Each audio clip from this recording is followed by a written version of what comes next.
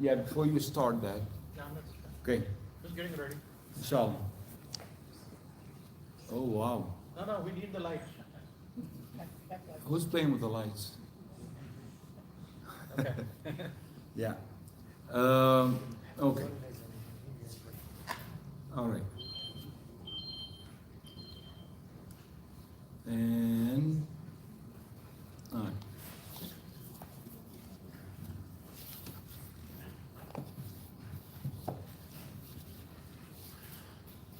الحمد لله رب العالمين والصلاة والسلام على أشرف الأنبياء والمرسلين سيدنا ونبينا محمد النبي الأمين وعلى آله وأصحابه أجمعين. اللهم اجعل تجمعنا هذا تجمعا مرحوما وتفرقنا من بعده تفرقا معصوما ولا تجعل في من معنا ولا غائبا عنا شقيا ولا محروما.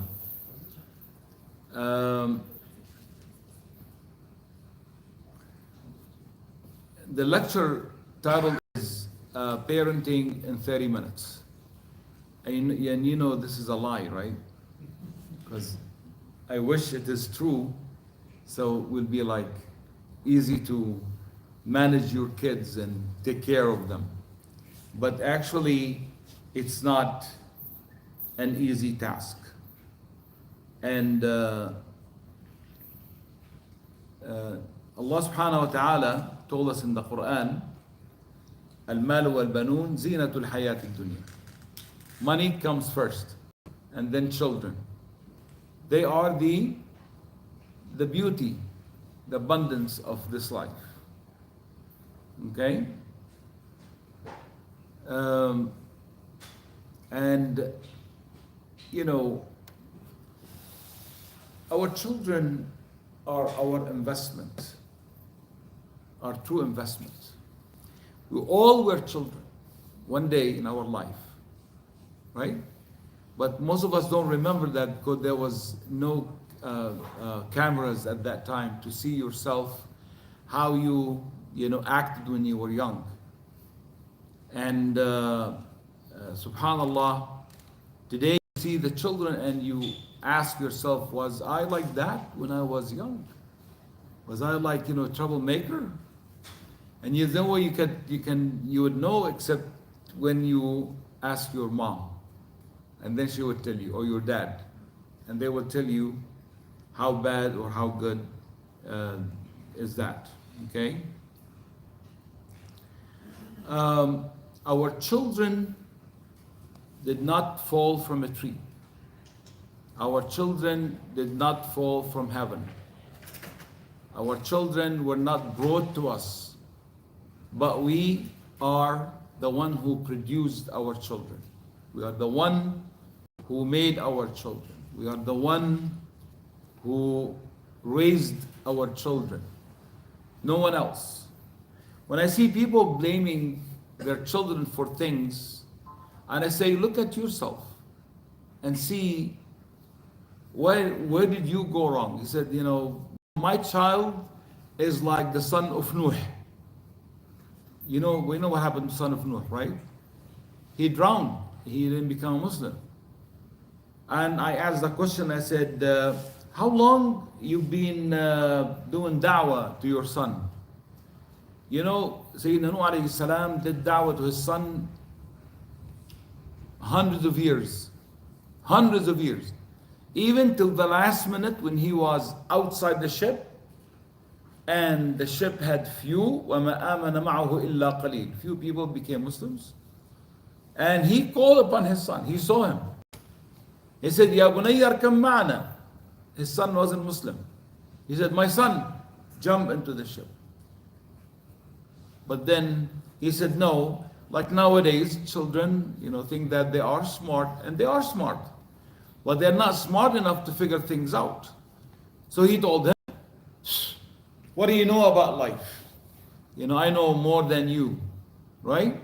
So he goes like, Sa'awi ila jabalin ya'simuni min al-ma. I'm going to be on top of a mountain that I will be saved from the fire, from the water. And he told him, Nuh said, La asima al-yawma min amrillah. There's nobody will be safe, illa man rahim, except those Allah will be merciful with. فَحَالَ بَيْنَهُمَا الْمَوْجُ Allah put the waves between them, so he does not see the death of his son with his own eyes. That's the mercy of Allah to Nuh alayhi salam. فَكَانَ مِنَ الْمُغْرَقِينَ. So he drowned. He drowned. So basically, I think Umar ibn Khattab or Imam Hassan al-Basri said something beautiful about raising children. But before that, why there are not many books written about tarbiyah? You know, people confuse tarbiyah with knowledge or tarbiyah with caring. You know, I said, I care for you. You know, caring is what do you provide for your child. Like, you know, they say like, you know, a ceiling above or like a roof above their head, right? Food on the table, clothes they wear, money they spend, things you buy for them. This is called caring. But tarbiyah is not that. Tarbiyah is upbringing, is about ethics, is about manners, is about learning how to do things, how not to do things, what to say, what not to say. And people confuse knowledge with tarbiyah. What is the difference? Knowledge is something that you know. I know that the sun is far from earth. I know the sun is so big. The sun is a star. The earth revolves around the sun. Planets, biology, chemistry, calculus, math, English. That's all knowledge. But tarbiyah is actually when you apply that. For example, you talk about wudu. How do you make wudu? This is knowledge, right? But what is tarbiyah? Tarbiyah is how to encourage your child to make wudu. When he makes the wudu, he comes and you hug him so hard and you say, MashaAllah, you know how to make wudu. Salah, the same thing. Salah, we all know, four Dhuhr, 4 Asr, 3 Maghrib, Isha is 4, Fajr is 2. But then how do you apply that? That's the tarbiyah. Every time they recite a surah for you, you give them $1, you hug them, you say, MashaAllah, this is so beautiful. You recite the Quran today. That's called tarbiyah. Okay? When you mention any stories about the Prophet sallallahu alaihi wasallam, that's knowledge. But then when they mention, like when you sit next to them, at bedtime, and you recite these stories to them, that's called tarbiyah. Not only knowledge. So we understand now the difference between caring, tarbiyah, and tarbiyah, by the way, it is more than that also, right? So they said, humans go through 3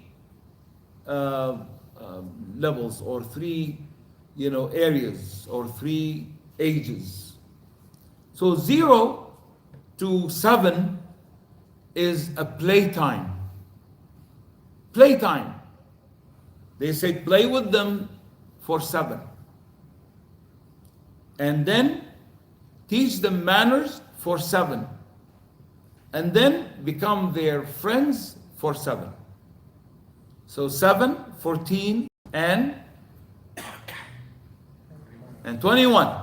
By the way, this is a khutbah Jumu'ah, so it's back and forth. You better be awake. I'm going to ask you a question now. Okay? So 0 to 7, 5 or 6. Robert, goodness, I always forgot his last name. He wrote a book about all what I need to learn, I learned in kindergarten. All what I need to learn, I learned in kindergarten. So they learned all of that. The rest of it is what? Is experience. You're experiencing things. Okay?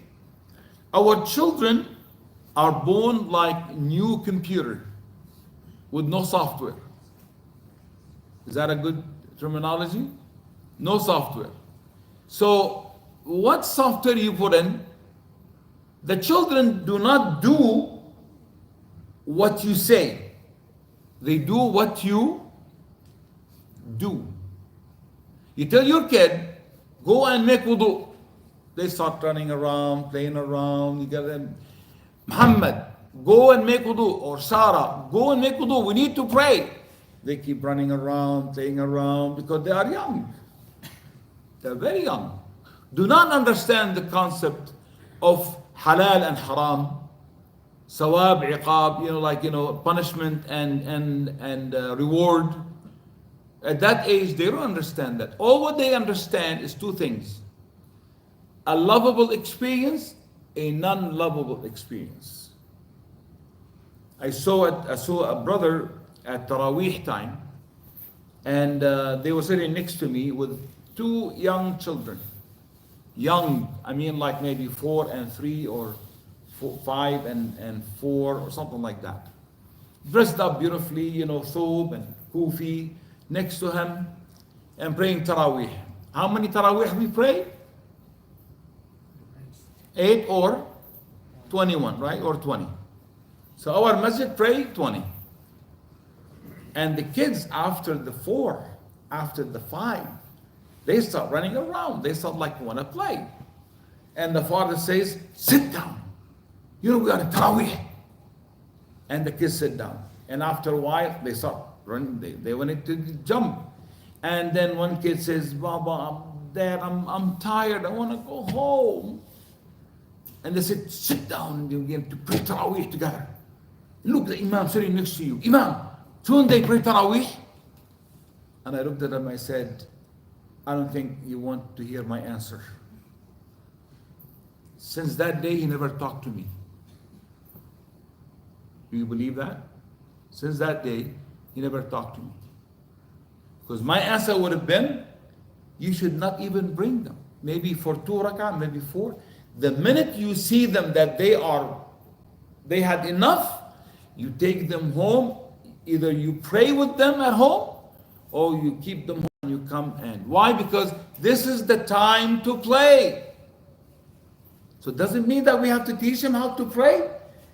Look, children look at you and they look at your action.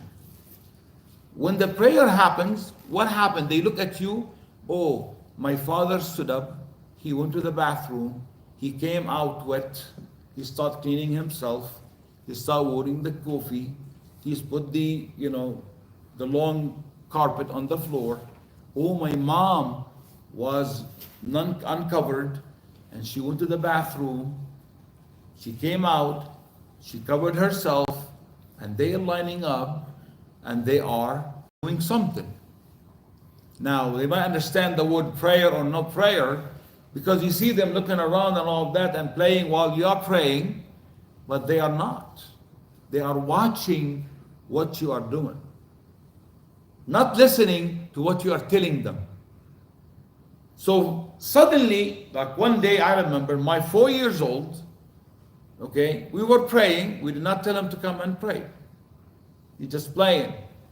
Then he came and he stood next to me and he started repeating Al-Fatiha. No one taught him Al-Fatiha. Where did he learn Al-Fatiha from? Because he heard it so many times. And then he start acting, and then he knows how to do ruku'. He knows how to do sujood his way of sleeping on the floor. That's his sujood. They are like sponge. If you force them at that time, it will become unlovable experience for them. They don't like it. Why are you forcing me to do something I don't like? I don't like it. It will register in their brain that it is unlovable experience. I know some of you are like, what are you talking about? La hawla wa la quwwata illa billah. This is deen. What are you talking about? The Prophet ﷺ never forced Al-Hasan Al-Hussein. Never heard that Al-Hasan Al-Hussein, he dragged them from the room from Fatima radiallahu anha and force them to pray with him. Never done that. Never. There was no hadith, not even an action. And go and look for where the Prophet, both Hassan and Hussein, they were like 3, 4, 5, 6 years old. In fact, the Prophet ﷺ told us what? He said, Muru uladakum bis-salati li-sabr. Order them, walk with them, show them when they are 7. Okay? So they are what? They are like a recorder. Okay? Recording things. Only recording things. Okay? So when you repeat things around them, they create their shape, their character. After that, it is an increment, things to add to their memory. Just add to their memory. Okay? And of course, every era is different. The 50s, the 60s, the 70s, the 80s, the 90s, the 2000s, those who lived in the 50s, you live today, you see the difference how the children are, right?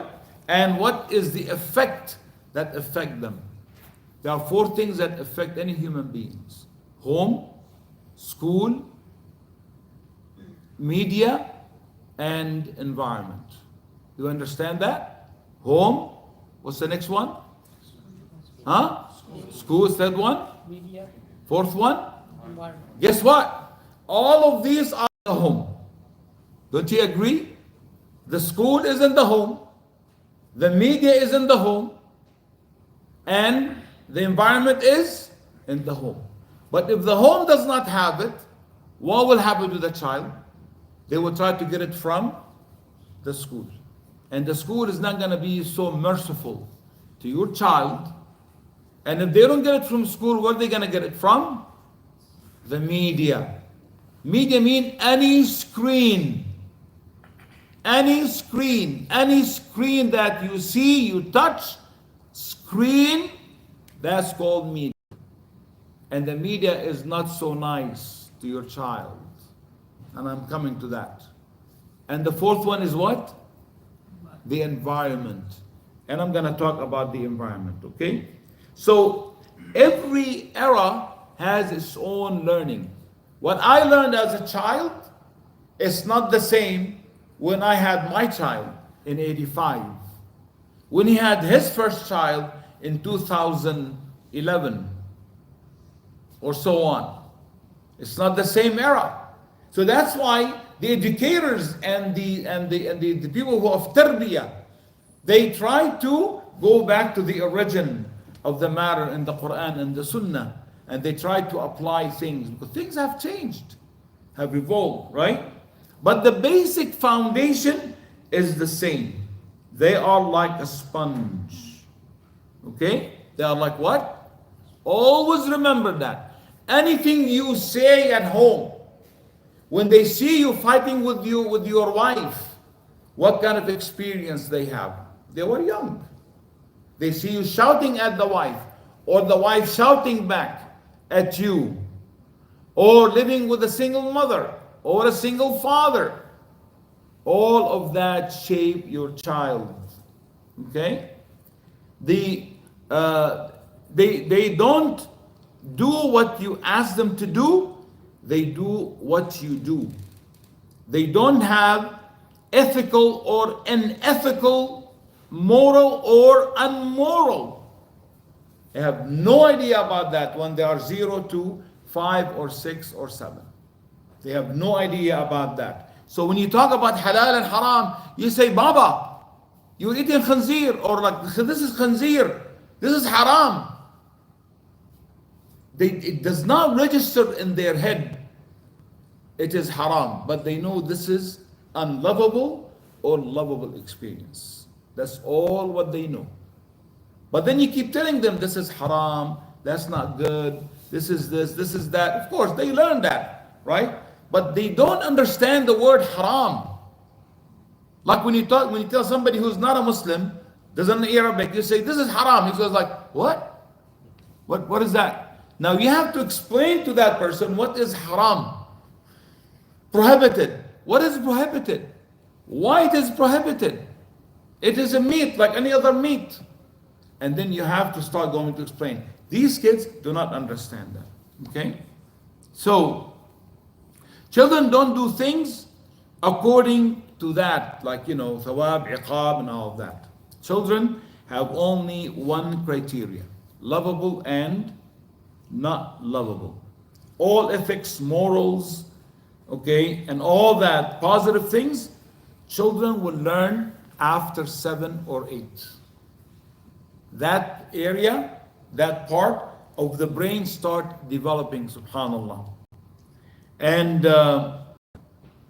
they will start learning everything according to their lovable experience. Okay? Like I said, teaching them salah, teaching them wudu, they observe.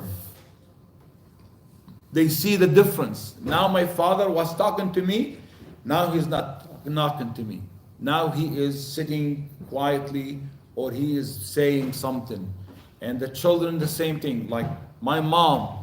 Things are different, right? So when that happens, so they, so one day,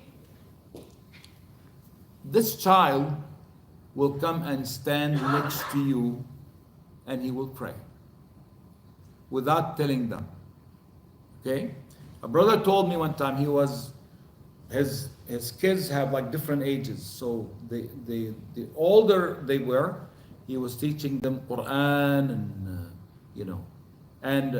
and one day he came home and his young daughter, maybe like 2 or 3 years old, and she is playing with the Legos in the room.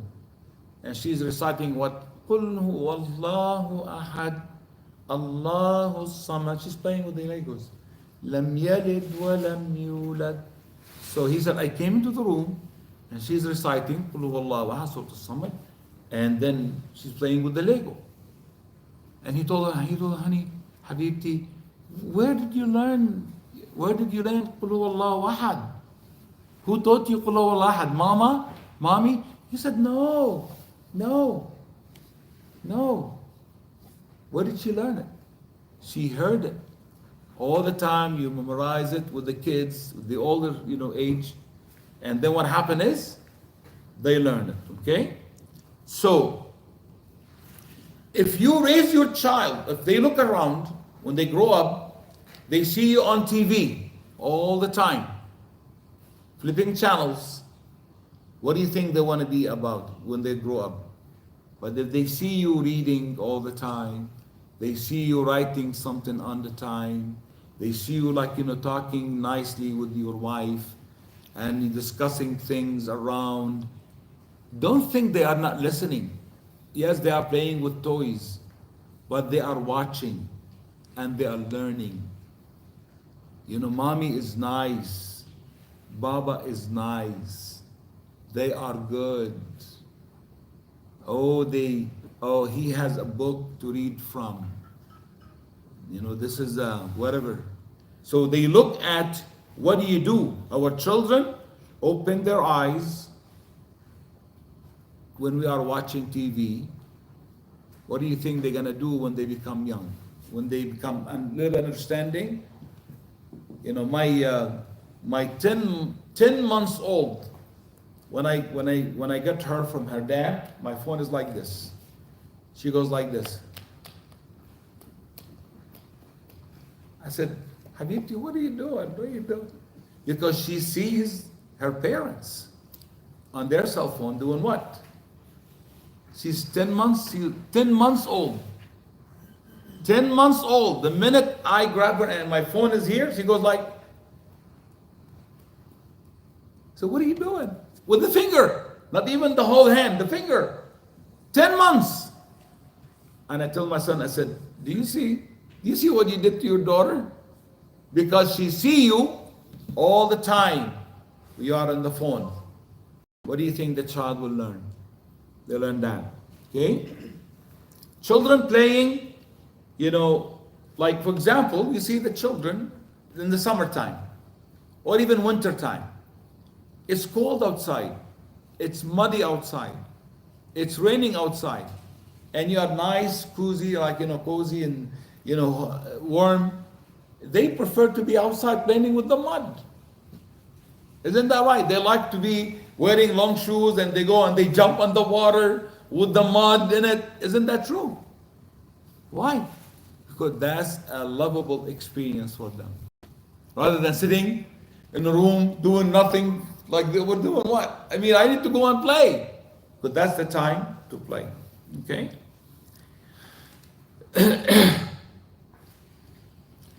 Having the children at that age, it's like having a camera recording you 24/7.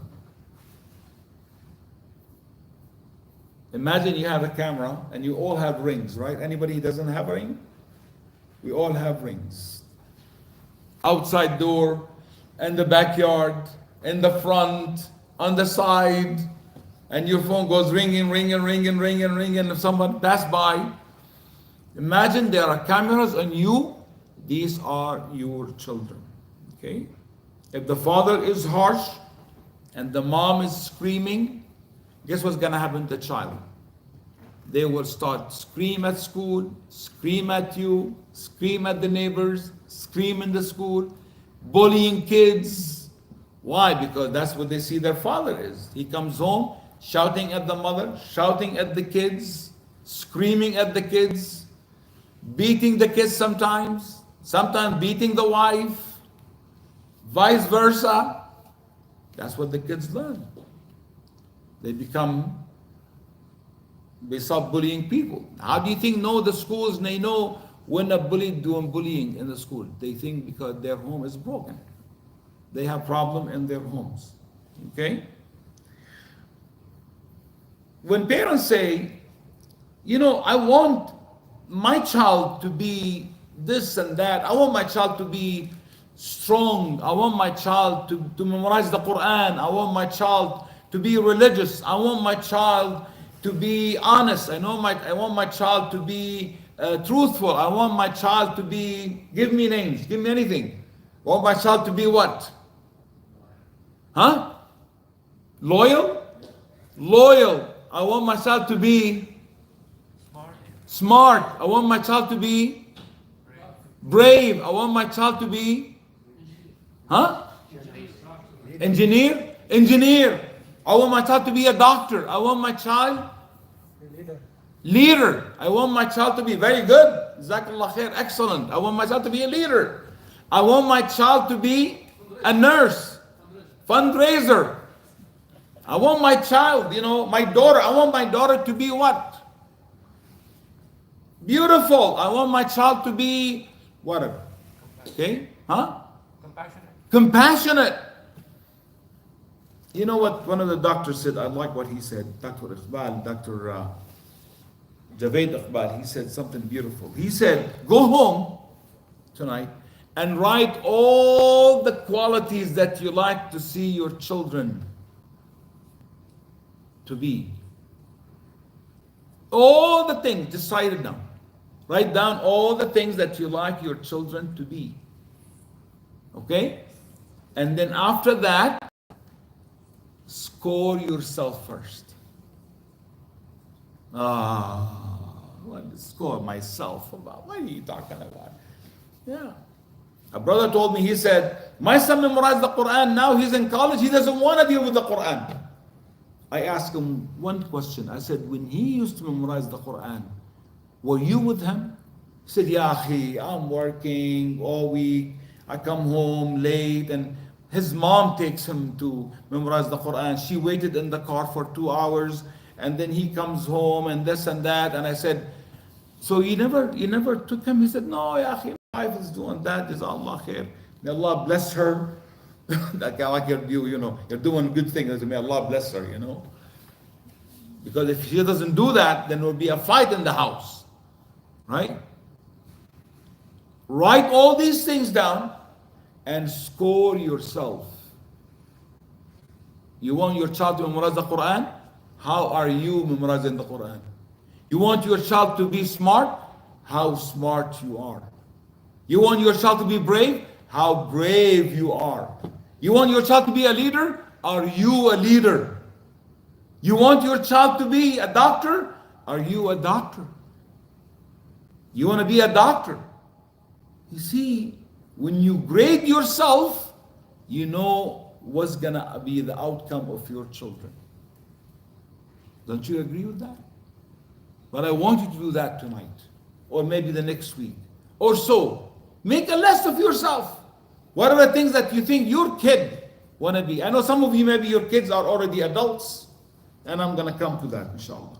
Okay? Honest, hardworking, religious, healthy, respectful, to be fair, responsible, compassionate, just. Grade yourself. Okay? Stress. Young children. Can I have some water, please? Water. خلاص Naif is gonna get it, inshallah. It's okay. I think from the office. I don't know if the office is open or not. Okay. So stress. How much really our children can take stress? How much they can take of that stress? Do they know anything about stress? Young ones. No, they don't. All what they know is what? What do they know? Lovable or not lovable? Jazakallah khair. Barakallah. Lovable or not lovable. So there is no stress. Okay. I like this example. He said, one day you are sitting, and all of a sudden, like I'm sitting right here, and a snake comes up from here like that, a cobra, in front of you, like that. You know how a snake, right? When I say a cobra is, it goes like that, and then it hits you. It bit you. What will happen when you see a snake in front of you, standing like that in front of your face? What will happen to you? Nothing, right?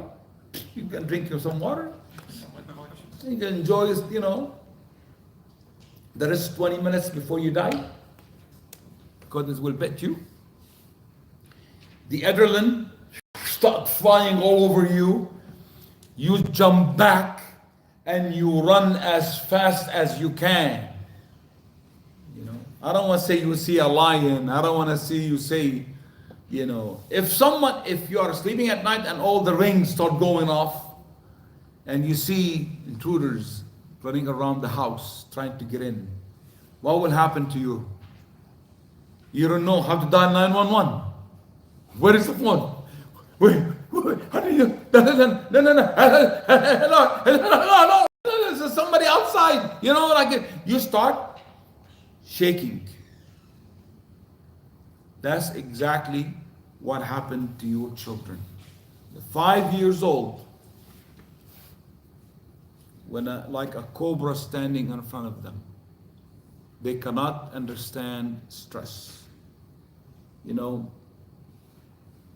So when the stress is so much, fighting at home, screaming, shouting, scolding your child, blaming your child, naming him names or her names, you idiot, you stupid, you this, you that, you're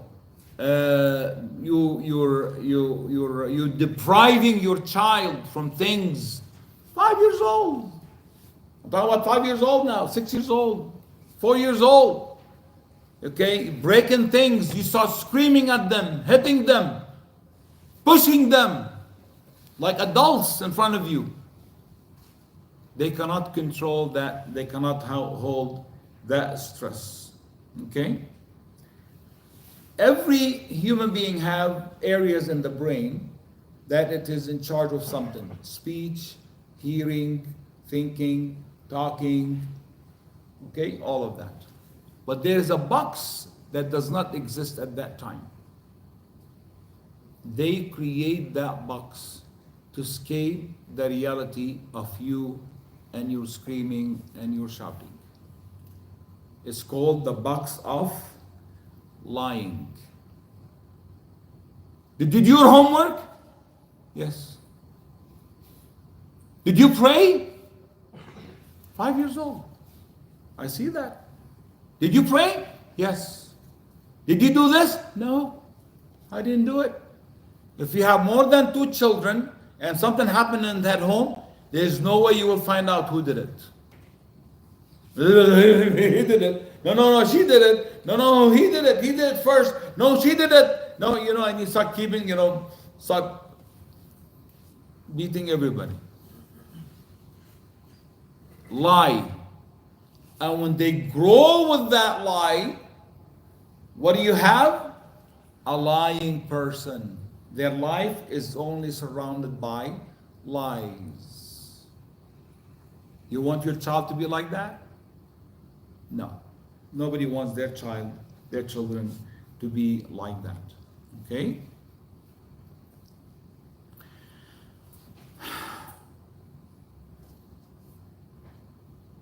Another point, your children like to do things, on their own.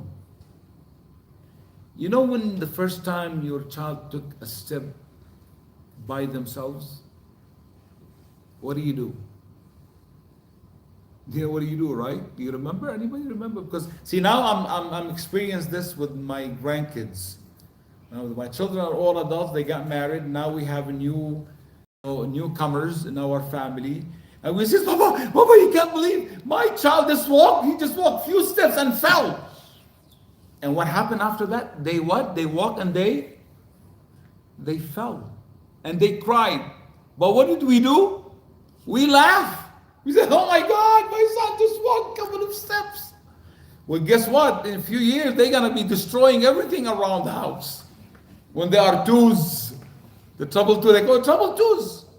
That's a problem. Even naming our children trouble twos. What are you trying to do? They are troublemakers. They're nothing but, no, they are not. They are the sponge. They are learning from you. All right? Yeah, kids make mistakes because they don't understand this is wrong. You tell them this is wrong. Don't do that again. You think they're not going to do it again? They do it again and again and again because they are children. They like to do things on their own.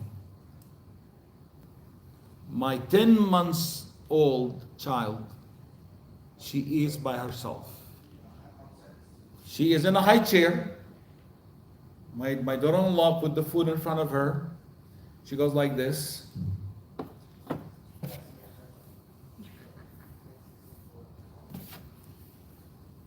Feeding her face, her eyes, her hair.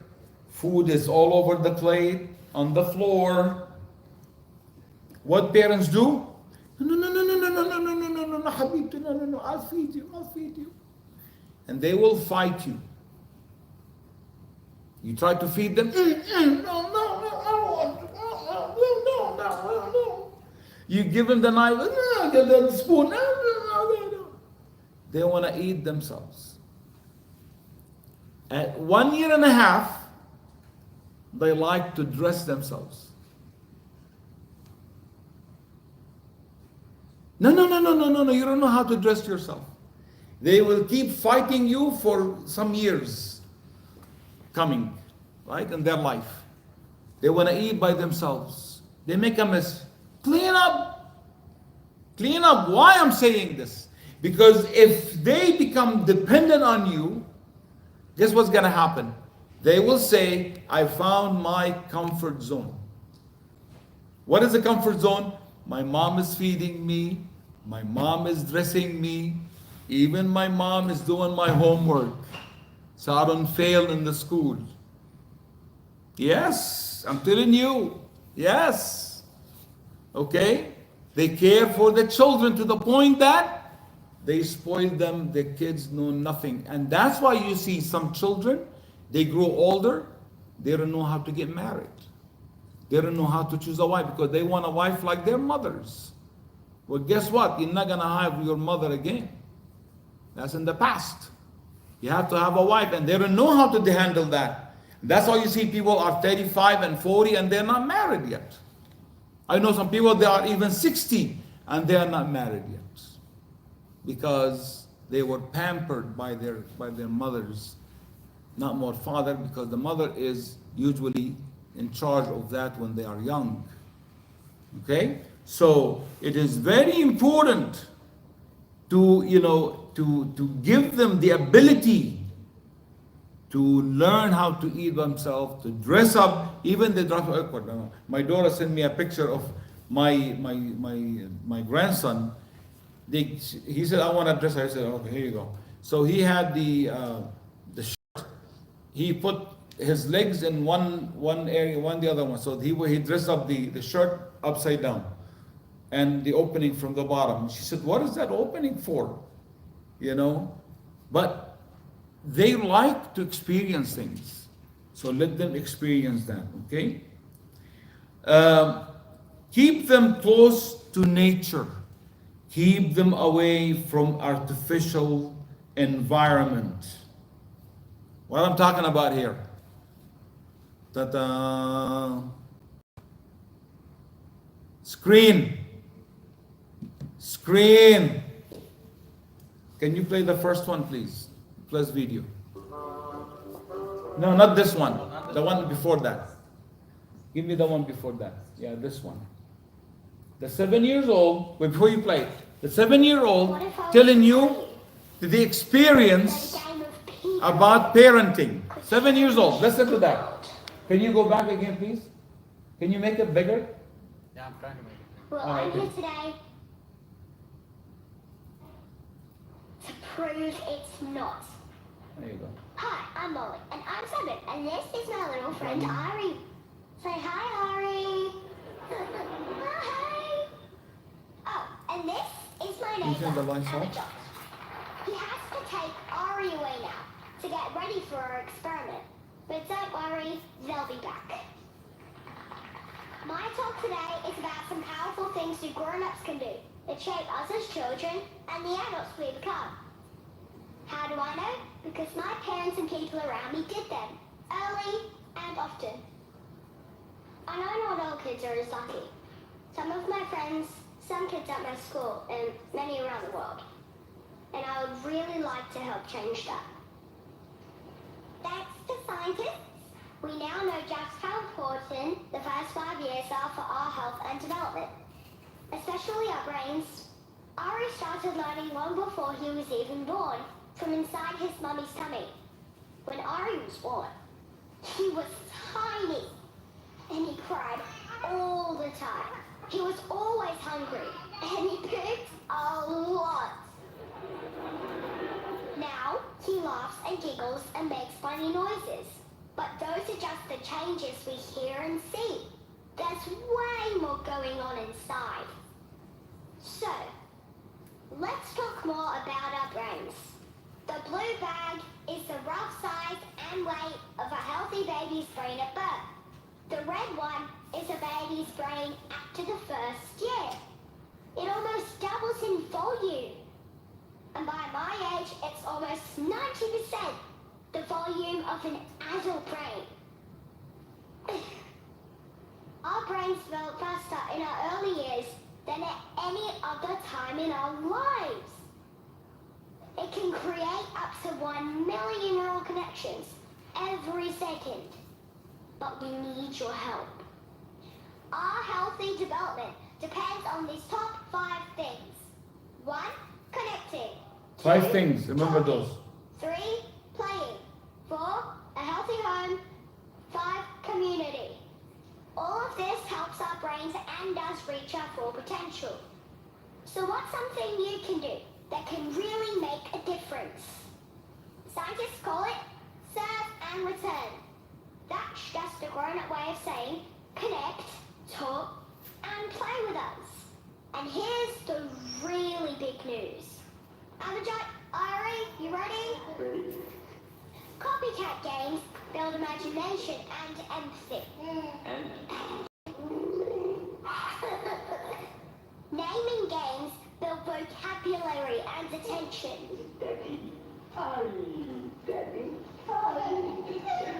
And games like peekaboo, yep, peekaboo, actually build memory and trust. Each time you talk to us, play with us, make us laugh, it not only builds and strengthens our relationships and mental health, it actually teaches us some of the most important life skills. From making friends, to taking the test, to getting a job, to one day maybe even starting a family of our own. Interactions early and often matter. Take it from me, the 7-year-old up here, talking about brain science. Okay, now, let's see what happens when the connection is taken away. Scream. So now he's trying to get his dad's attention again. He's reaching out like, that was fun, why have you stopped? I know it's important for adults to use their devices sometimes, but kids are hardwired to seek out meaningful connections. Not receiving them causes confusion and stress. Okay, Amajot, please re-engage.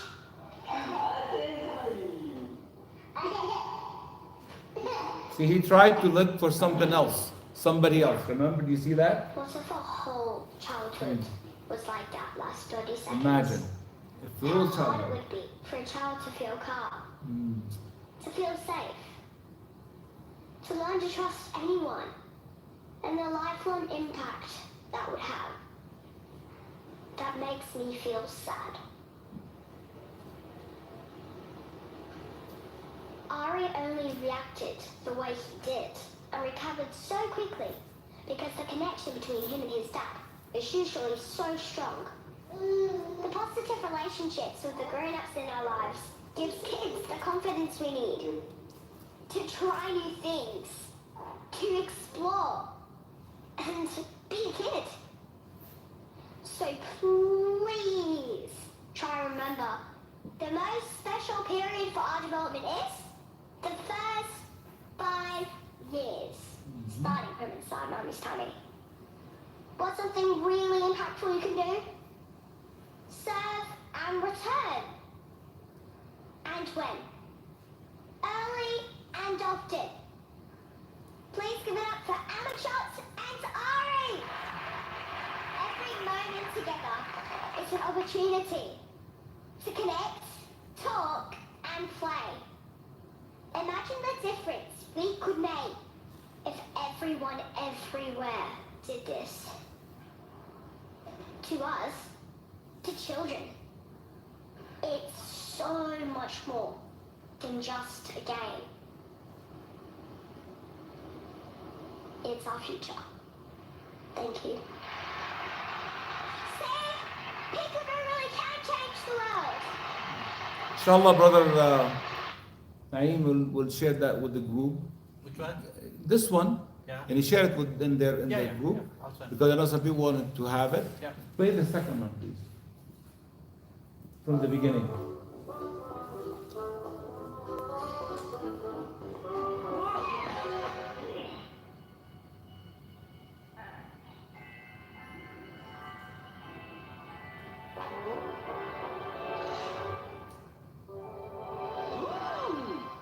Yeah, light.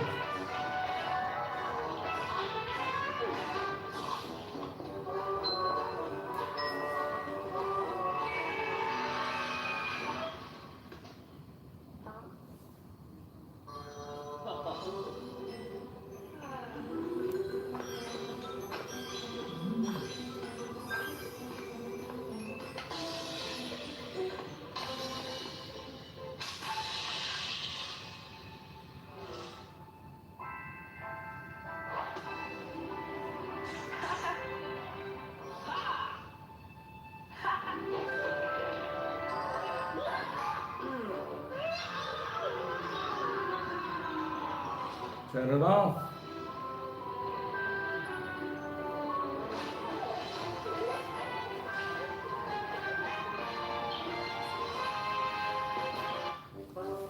That's it. Get the lights on, please. Lights on.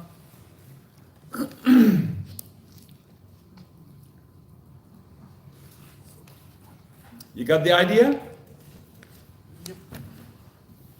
Screen. Okay? Before the age of 10, exposing your child to any screen. And believe it, I said this lecture in Dallas. A brother came to me, even after this lecture, he said, I can't give up this thing. My 3 years old is gonna go nuts on me. Can you imagine the 3 years old will go nuts on you? You cannot control that child? 3 years old? What does it take? Take that away from them. They're gonna cry for the first day, the second day, the third day, and then they will forget about it.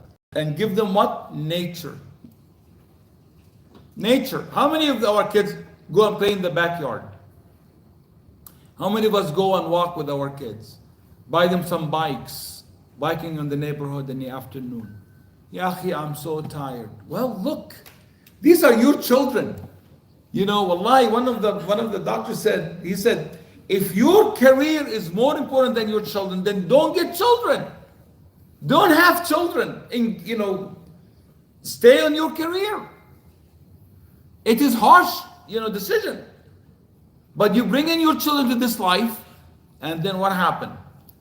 Now some people tell me, Yahi, it is too late for me, my children are already adults. I'm coming to that, inshallah. I like what, you know, what he said also, you know, social media will make your child antisocial. Social media will make your child antisocial. It will, you know, it will become a pattern for them. They cannot get out of it. You see this child who was like following like in a leash with a computer. Did he see anything around him? What is around him? Cloud. He didn't see anything. He tripped on a stone. And when he tripped and he fell on his face, things start showing around him. He said, what? Because he put down the phone or the screen. And then that's he said, hey, like. He started eating the like. And he went again, a cloud. And then this friend started hitting him with the water balloons. And then he said, look, oh, this is so beautiful. The phone in their hands. Okay? Think about this. Every time you give your child a phone or a screen, iPad, iPhone, Android, whatever it is, every time you give them a screen, think about it, you give them a knife in their hand. How bad is that? How many knives do you have in the house? Maybe you should add the sisters. How many knives do you have in the house? The brothers don't know anything about knives. No? Yeah, we have a lot of knives. I have in my house at least 20 knives. You know, the small ones, the big ones, the large ones for udhiyah, and the cleaver and what have you. But where do we keep them? In a safe place. If I give a child a knife and tell them, hey, be careful, this is a very dangerous weapon. You might hurt yourself or hurt others. And the child will say, what? Yes, mommy. And he's gonna go with the knife, poking things on the furniture, poking things on the wall, poking his brothers, maybe, or her brothers, with the knife. Do they understand the meaning of this dangerous weapon? No, they don't.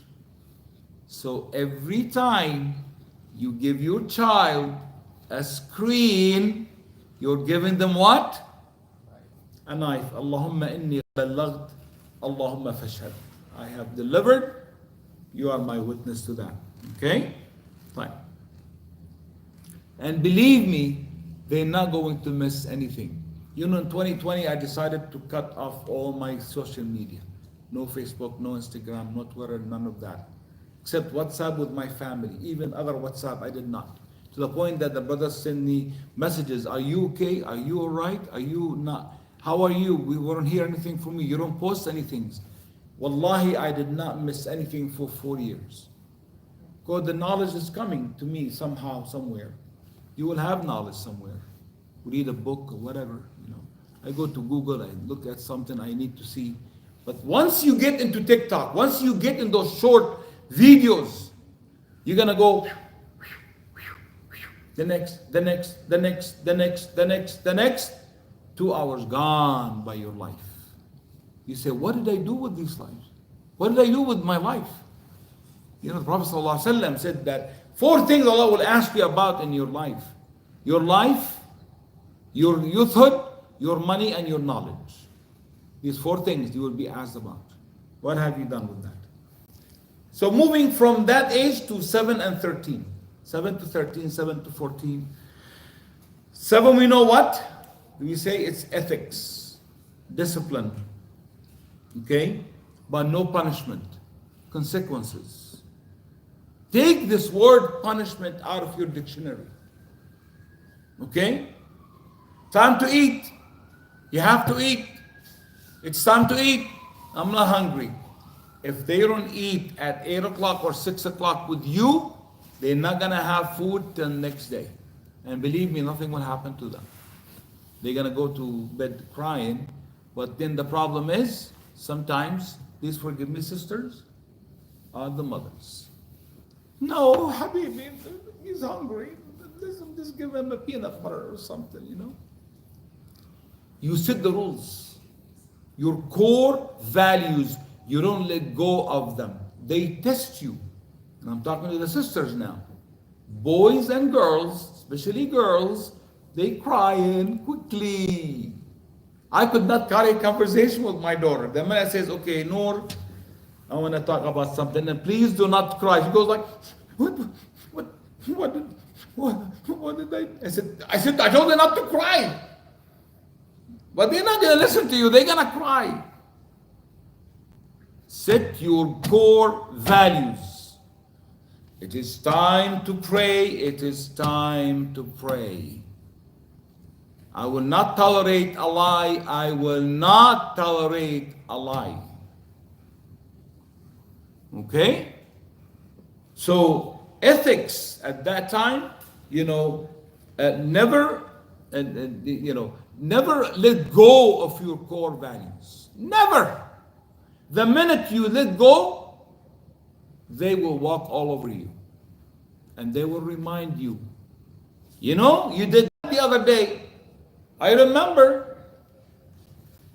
They will call you. They will call it for you. The second thing is, never refuse any question asked. There is no stupid question. 7 to 13, they start changing their body, their understanding. They have a lot of questions, especially those who goes to public schools or they have other friends. They will come and ask questions. Answer their questions. Where did we come from, Baba and Mama? That's one of the tough questions. Why are we Muslims? Why do I have to pray 5 times a day? Because we have to pray 5 times a day. Isn't that the answer usually? Screaming. Why do we have to fast 30 days? Because the Islam is like that. Find an answer. If you don't know the answer, write it down somewhere and find the answer for your child. If you don't, they will go somewhere else to find the answer. Okay? The ability to develop the what, how, and why. What is that? I want to buy a toy. Where are you going to get the toy? From this place. This place has this toy. Why do you need the toy? They have to give you a legit answer at that age. Because my friend has it. That's not a good answer. I want shoes. Like my children's backpack. He said, Baba, I want a new backpack. You have a backpack. Yeah, I had it for last year. So what? Well, everybody has a new backpack. It doesn't mean that you have to have a new one. How about I'll paint it for you? No, Bob, what are you talking about, man? They look at me like, yeah, peer pressure. Okay? So you have to talk to them about that. Why do you need it? Why you want me to buy it? Now, I know you are a doctor or you are a businessman or you have a lot of money, you inherited millions of dollars in your bank, and they will tell you that by the say, you have a lot of money, Baba. I know you have a lot of money. Why didn't you, buy me this? Don't buy it if they don't need it. Do not buy it. That why is the answer for them. Okay? Make a list of people you want them to meet. 7 to 13. Choose their friends. You know the hadith of the Prophet ﷺ. I did not understood for so many years with my dad till I got married and I had children. You know what was the question is? Or the hadith? المرء على دين خليله فلينظر أحدكم من يخالل. He said the person is on the deen of their best friends. The Prophet ﷺ didn't say father or mother. He said what? Khalil. What is Khalil? Your best friend. But I raised you up. I took care of you. You were my son. You became so and so. Why are you following that kid? Because they like the way they are. Why they cannot find it with you? Where are the ethics? Where are the manners? Where are all of that they need to learn from? You tell him not to lie and you go and you lie. Right? There's a joke about a man who visited his friends, and the host's son kept looking at the face of the guy who came to visit his friend, his father's. And he said, boy, why are you looking at my face like that? He said, well, my father said that you have two faces. Kids don't know how to lie. Or, back in the days, now you have a what do you call it? You have a caller ID. Back in the days, they call, hello, is your dad here? Who's it? It's Ammo. Tell him I'm not here. He said, okay, Baba said he is not here. What are you teaching your kid? What are you teaching your kid? What are you teaching your kid? I'm asking you. How to lie. You see my point? You cheat and you tell your kid not to cheat. They see you doing things wrong. And they say, Baba, they call you on that. Teach him how to be a politician. Teach him what? How to be? Politician? Oh yeah, politician. Well, guess what? These politicians came from us, from this community, from this society. These politicians didn't come from the moon, right? But unfortunately, that's what happens, right? Okay. So make list of people that they want them to meet. Don't bring them to kids that they are troublemakers. Don't mingle with people that you don't want your kids to be with. If you have to visit these people, don't take your kids with you. Okay? And then, not only that, but of course they're going to ask you all kind of questions about discussion. About what? About everything. Allah, Muhammad Sallallahu Alaihi Wasallam, Risala, the message, LGBTQ. We don't like to talk about these things. It's like red flags. Go and dig into it and find out what are the answers for LGBTQ. And how we Muslims do not believe in that. It's not in our book. Okay? These people were doomed in the Quran, even in the Old Testament. Okay? So, at that age, 13 to 14 now, they are adults. I don't like the word youth because you're putting them in a small tiny box. They cannot get out of that. You know, they need to expand. No, you are youth. The youth. Youth, what is youth? They are men and women.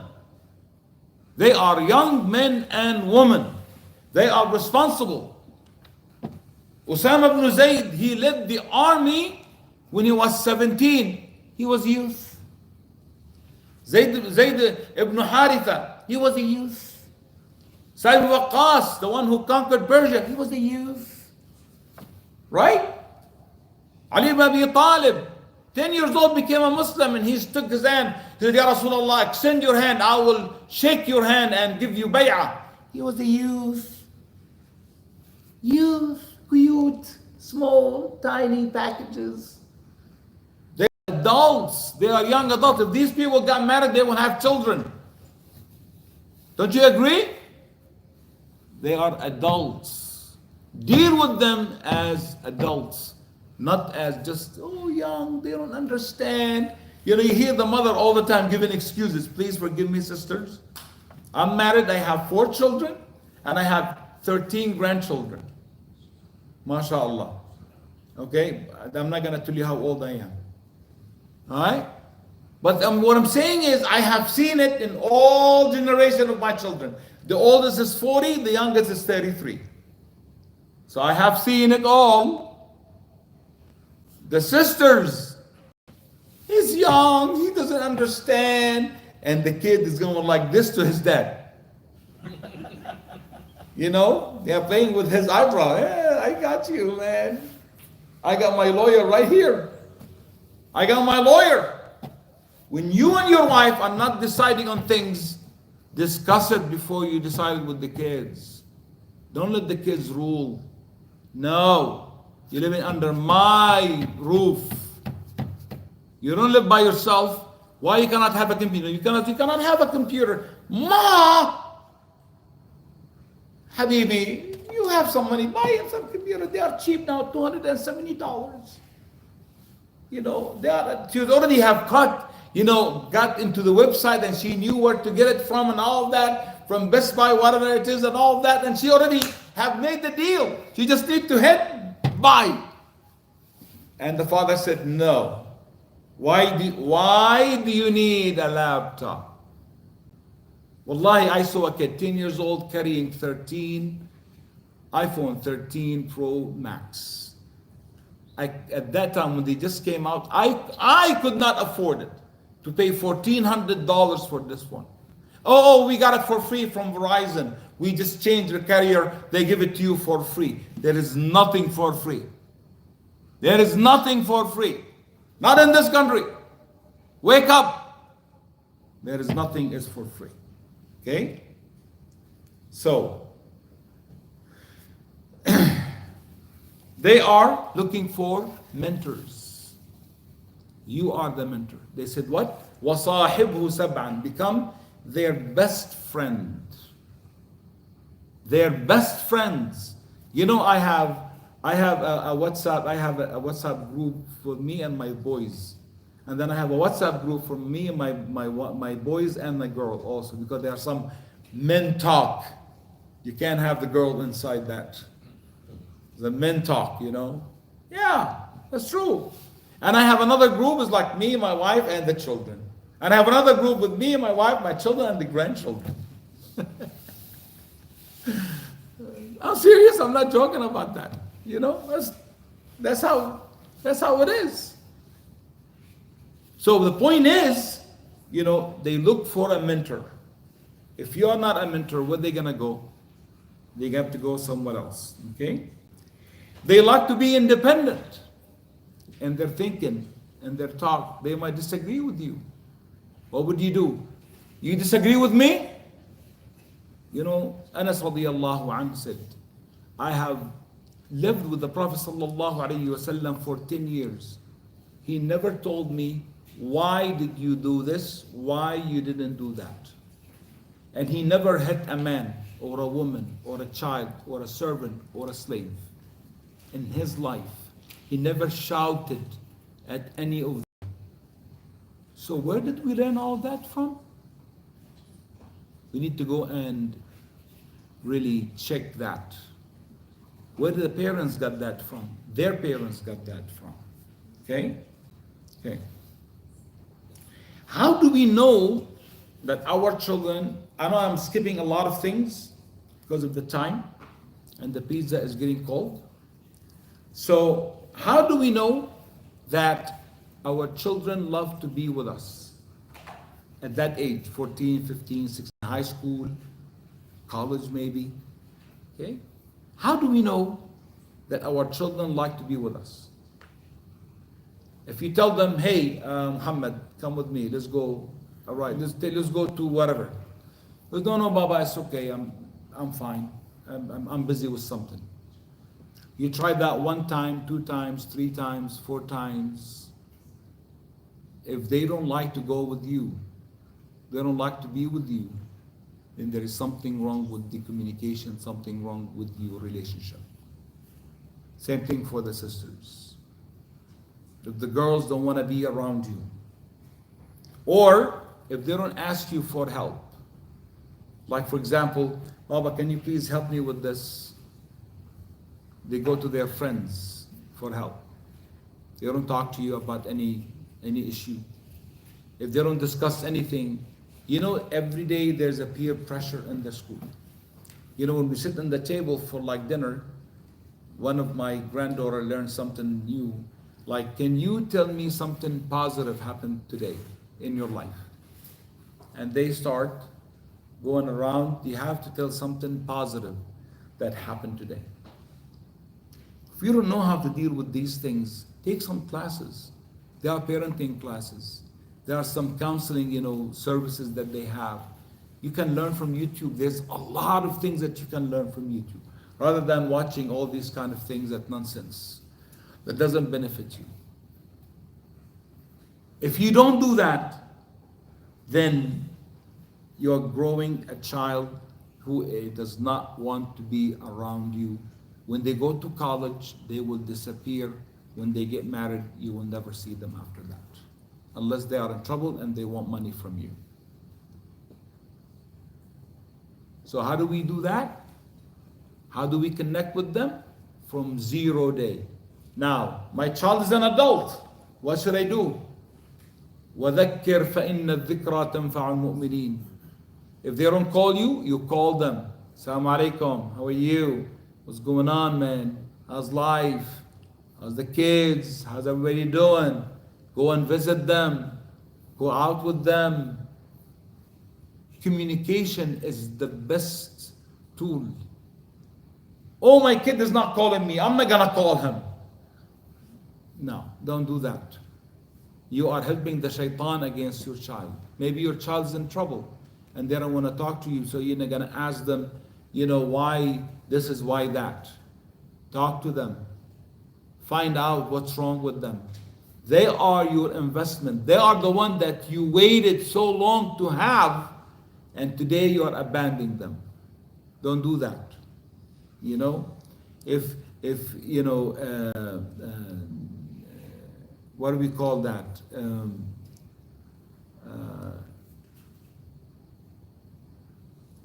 So your child will look for another mentor, okay? And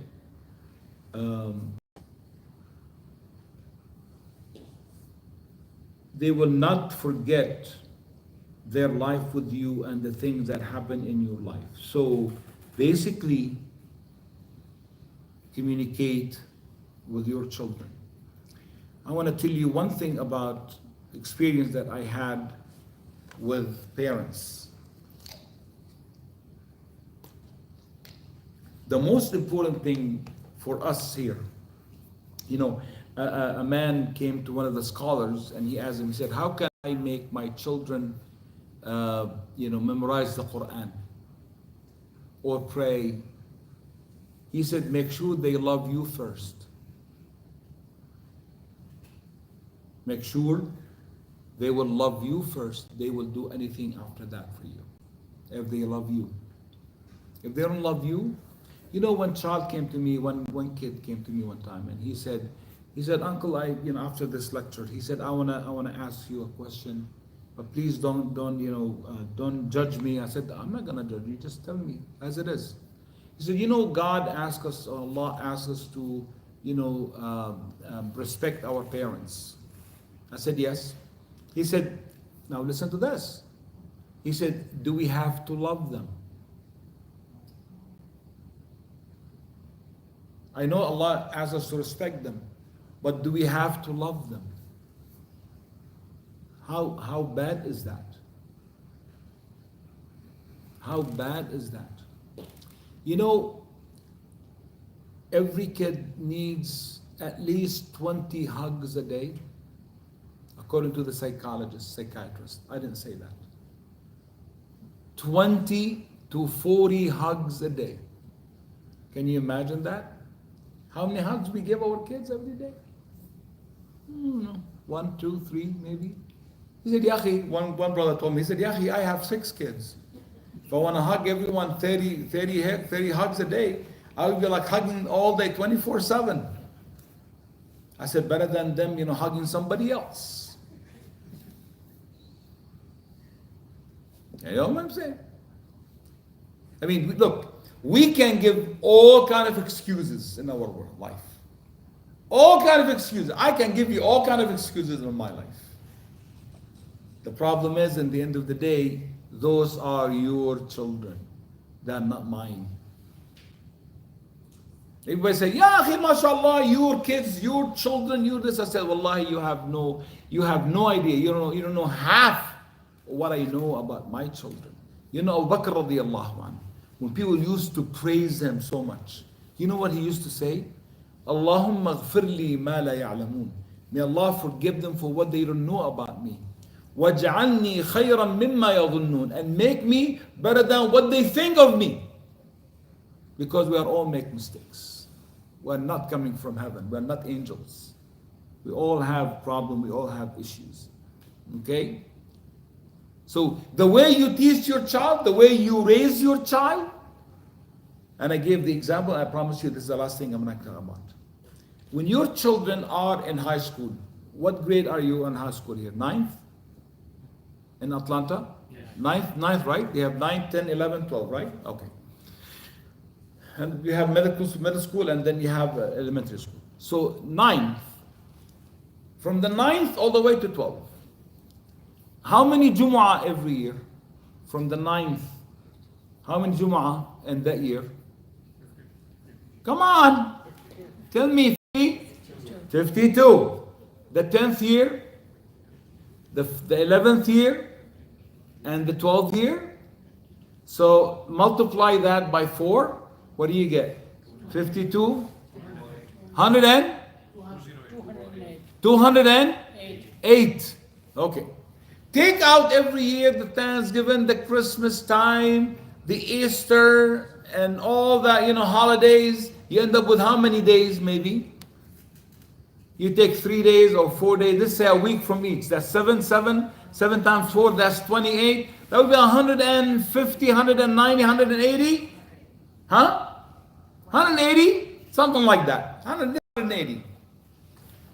So for 180 Fridays, your children did not pray Jumu'ah. Those who are adults, those who are 13, when you get to the 9th grade, how old are you? You are 15 years old, right? 15 years old, you are an adult. You are baligh. You should pray Jumu'ah. So the kids do not pray Jumu'ah for how many years? For 4 years. Why? Oh, they have school. Oh, they have periods. They cannot miss their periods. They have tests. And I'm telling you that Allah is my witness. When my children turned to the 9th grade, I went to the principal. They were in high school. At that time, we didn't have Islam school at that time. With the 9th grade. I said, look, principal, Friday is coming up. My child is 15 years old. He needs to go and attend Friday prayer. He said, no, we cannot let them go out of school. I said, well, this is a religious, obligatory. No, they can go home and pray. No, they cannot go home and pray because they have to pray Jumu'ah. No, I will not let them. You have to bring me a paper. Yes, went to the Imam and I said, give me a paper that 15 years old, 13 years old, they need to go out and pray Jumu'ah. I got the paper, I gave it to the teacher, to the principal. She said, okay, take your child out, but they're gonna miss a test. I said, they're gonna make it up, right? He said, yeah.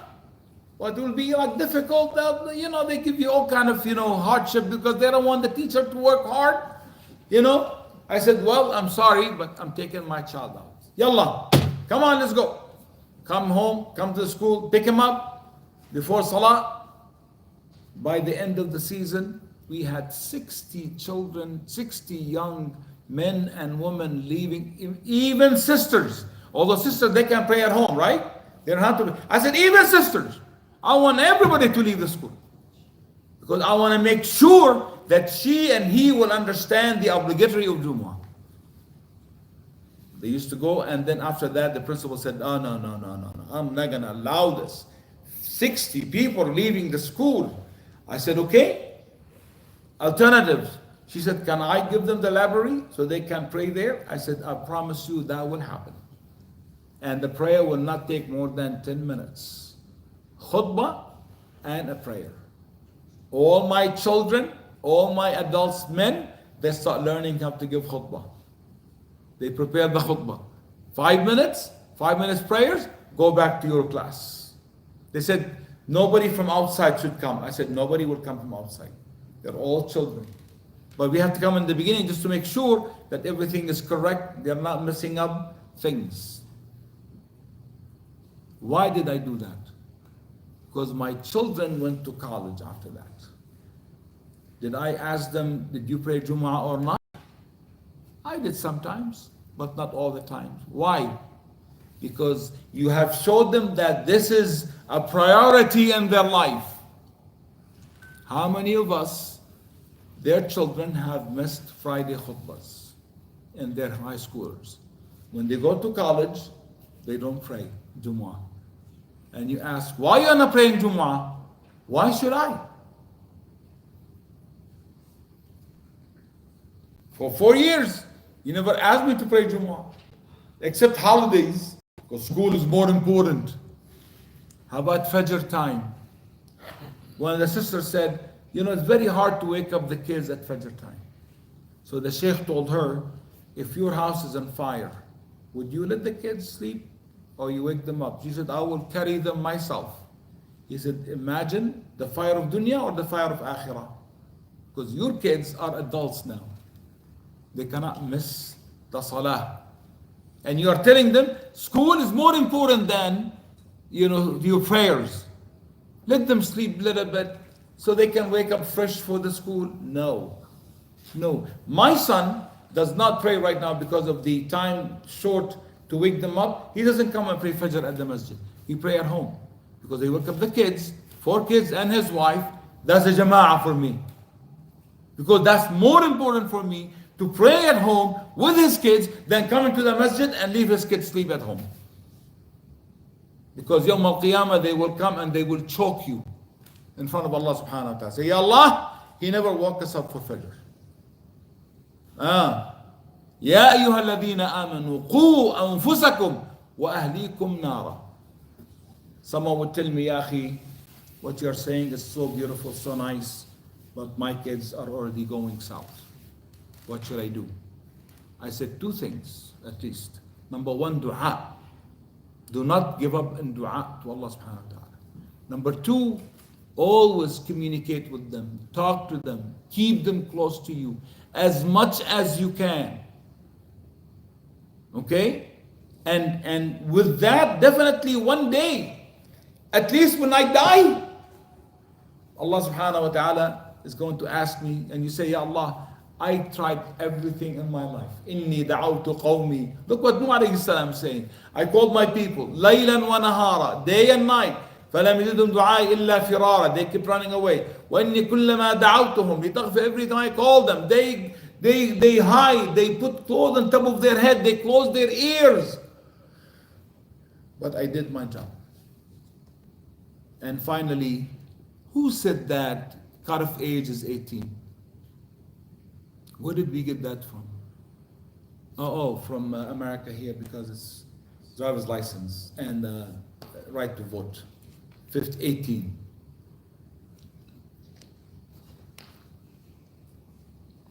Ibrahim alayhi salam give wasiyah to his children at his deathbed. Yaqub at his deathbed. ووصى بها إبراهيم بنيه ويعقوب يا بني إن الله اصطفى لكم الدين. Allah have chosen you for this deen. فلا تموتن إلا وأنتم مسلمون. He didn't say, oh, they are young, they don't understand, give all kind of excuses. Haram, boys and girls. No. Yaqub alayhi salam, till the day he died, he asked them, who you worship after my death? قالوا نعبد إلهك, we worship your Lord. وإله آبائك, and the Lord of your fathers, Ibrahim, وإسماعيل, وإسحاق عليه السلام. إله واحدا ونحن له مسلمون. Even at his deathbed, he's still asking people, who are you gonna worship after me? So don't fall for this nonsense, age of, what is that called? The adults age, 18 years old. No. Till today, I told you, I have like my connection with my kids. From time to time, I talk about things. I tell them, hey, watch this, watch that. This is a video I need you to watch. This is even a comedian who's talking about something that's beneficial, that you can benefit from. Something. You always connect with your children. I ask Allah subhanahu wa ta'ala, I know I did not, give a lot tonight. But I hope that these things will stay with you. I know you are recording it. You can listen to it later. You can share some of these videos. You can join me if you want to. I have a WhatsApp group called Family Matters US. We post only things about parenting, about tarbiyah. You will find from time to time people post about Gaza, people about, election, what have you. They get some warnings. After that, they will be removed from the list. So this list only posts things about parenting, about tarbiyah, about things that will benefit you. If you would like, you have mine, we have mine. I don't know can I send you the invitation? Yeah. I can send you the invitation and you can populate it among the brothers and the sisters, whoever wants to join. They can join, inshallah. I don't know who is in your list and who is not in your list. Yeah, I can. I'm not sure. The sisters and the brothers, they need to be in the list, inshallah. So I will send you that link for the invitation, so they can join that group, inshallah. But please, ya akhwana, do not abuse that. I know we like to post things sometimes. We broadcast for everybody. I'm gonna give you 3 warnings. The 4th one, I will remove you from that list. No, they've been trained here. Huh? They've been trained here. That's fine. That's fine. I did that the same Tennessee, unfortunately, some of them they did not, listen to the guidance. Jazakumullah khair. May Allah bless you. May Allah keep you. May Allah protect you. Allah subhanahu wa ta'ala give us the ability to raise our children as righteous as we can. And please do not forget, ya akhwanna, we are here for a purpose also. Baytul Mal is here to help our brothers and sisters in Gaza and Lebanon and Sudan and other areas. Please stop by the table. If you did not donate anything yet, please donate. We have the credit card machine, we have the checks, we have the pledge card. Take one, scan the QR code, and donate generously for the brothers and sisters. I know the sisters, I don't know how they can get to the table, but you can move that a little bit, they can come to the table and donate. Jazakumullah khair. Barakallahu feekum. Subhanakallah bihamdik. Nashhadu an la ilaha illa anta nastaghfiruka wa natubu ilayk. Wal 'asri innal insana lafi khusr illa alladhina amanu وعملوا الصالحات وتواصوا بالحق وتواصوا بالصبر وآخر دعوانا أن الحمد لله رب العالمين والسلام عليكم ورحمة الله تعالى وبركاته.